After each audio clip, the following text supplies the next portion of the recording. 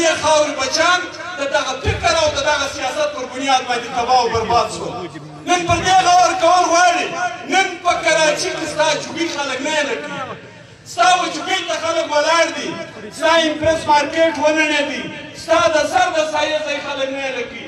پښتنو تاسو چې په هر ښار کې ژوند کوئ نن ستاسو سر ته خطره پېښه شوې ده. نو دا خو یوازې د عوامي نیشنل پارټي کار نه دی، دا خو یوازې د دې ګوند د ملګرو کار نه دی، دا خو د ټولو پښتنو مسله ده چې راسئ په ایمانداري سره ودرېږو صرف او صرف پر دې بنیاد باندې چې زما د وطن د بچي سر ته امن څنګه راوړو، زما د وطن د بچي سر ته خوشحالي څنګه راوړو. پر دې بنیاد باندې یو بل سره لاس ورکړو، سره ملګري سو، د دې وطن د جوړېدو بنیادونه کښېږدو. د هرې خوا په هر شکل چې هر قسم مداخلت کېږي چې پکې زما د وطن تباهي او بربادي باید موږ یې په ګوته کړو. که د دې وطن امن راسي زه به په عزت یم، مولوي صاحب ته به په عزت دی، خان او تجار به په عزت دي. تاسو وګورئ عزیزانو، زموږ د وطن د هرې خوا څخه هر جنود چې راوځي د یو شهید تصویر یې راخیستی، یو کونډه، یو خور، یو لور چې هغه را روان وي، یا ورور ورک دی، یا پلار ورک دی، دا ماتم به درکوئ. زه او ته خو دا څوک نه وو، زه او ته خو هغه څوک وو چې لښکر به سو، مرکه به سول، د کندهاره به مې طلۍ په نظر کې ورکړی وو، د اصفهانه به زما او ستا بادشاهي وه. نن زه ورته ګرځو په کوڅو په ګلۍ کې فقر او خیرات غواړو. خواست کوو عزیزانو، او بله خبره دا کوو عزیزانو، او ملګرو اشارې ورته وکړلې، دا خبره په ایمانداري واورئ عزیزانو. په ایمان که دې کرسۍ نه پرون زموږ دپاره د دې کاغذ اهمیت درلودی نه دی چې پښتو پکې نه وي، پښتني مینه پکې نه وي، د خپل وطن د اولس سره ولاړه او ناسته پکې نه وي. په ایمان که یو شی موږ ته معنا لري. موږ نن هم دا وایو، نه موږ د چا د وزارت نه موږ د چا د حکومت محتاج یو. موږ ته خپل ولس داسې عزت راکړی دی چې دا عزت تر هرې کوڅې زموږ بس دی. موږ ته خپلو شهیدانو په خپلو وینو داسې عزت راکړی دی.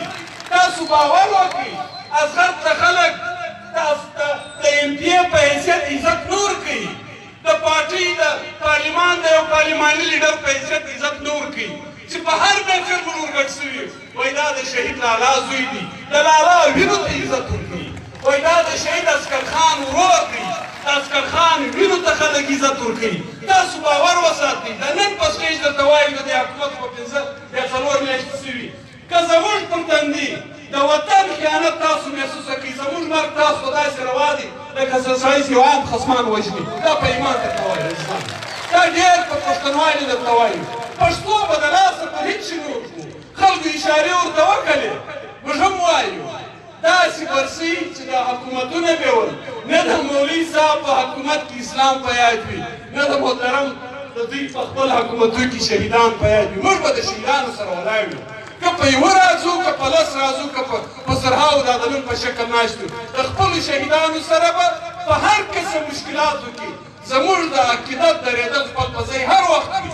په دې لارې کې چې هره پېښه مخکې ته راځي موږ پوهېږو، زموږ په دې نن حالاتو کې چې موږ په څه حال کې ژوند کوو موږ په دې پوه یو، لیکن زموږ په دې ایمان دی چې تر هغه مرګ چې په کور په بستره وي، هغه مرګ ډېر عزت لري چې په وینو کې لت پت ستا کور ته جنازه ولاړه شي. د کام په سر وي، د وطن په سر وي. هغه مرګ چې د کام عزت پکې نه وي، د وطن عزت پکې نه وي، دا معنا نه لري.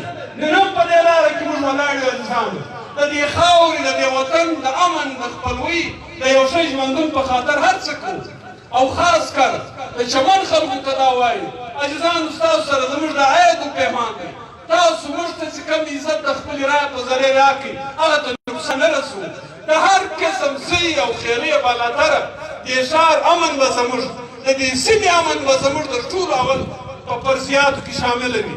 د دې ښار د وطن د خلکو هره مسله به موږ بلا تفریقه، بلا غرض او مقصده، بلا زی او خیریه یو د بله سره په ګډه سره حل کوو. د دې وطن امن به راولو. موږ هم په دې پوه یو چې دا لږ او ډېر د 3 د 5 د 4 میاشتو امن د خرابۍ خواته مخامخا یو څوک بیایي، یو څه خلک به په دې کې کردار ادا کوي، خو زه ورته به سره درو. د هغه انتظامیې ملا به تړو چې په دې لاره کې د موږ سره کومک کوي. د خپل هغه نظام چې د لیویزو په نامه دی، د دې شاته به درو. دا به مضبوطه کوو چې زموږ د وطن خلک دي.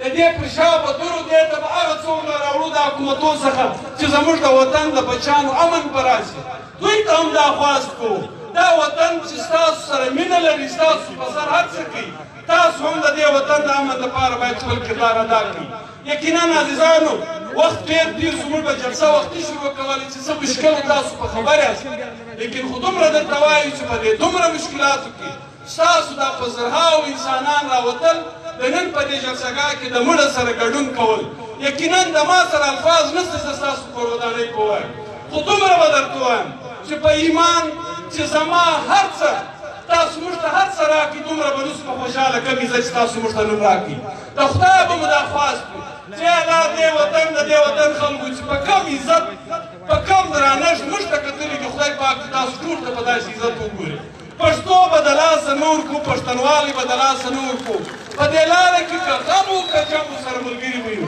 په دې څو الفاظو ستاسو د ټولو اجلاو څخه راغلو د ټولو ملګرو د میډیا د ټولو ملګرو د انتظامیې د ټولو ملګرو د خپلې پارټۍ د ټولو ملګرو شکریه ادا کوو الله مو مل څه خوشحاله اوسئ په عزت اوسئ په مخه مو ښه ډېره مننه کور مو ودان ښاد او آباد اوسئ